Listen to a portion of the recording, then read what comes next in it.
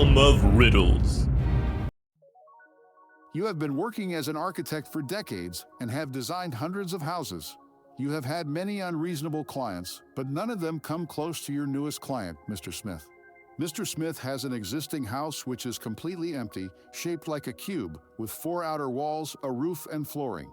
He wants you to separate the house into 8 rooms, but by using only 3 straight inner walls. You can add as many doors as you want, and the house's existing walls do not count towards your total walls. How are you going to create 8 rooms by using only 3 straight inner walls? Pause the video now to solve the riddle for yourself. Here is the solution. Although Mr. Smith is limiting you to 3 walls, nothing has been specified about the inclination of the walls. Therefore, you can add 1 large horizontal wall to separate the home into 2 floors.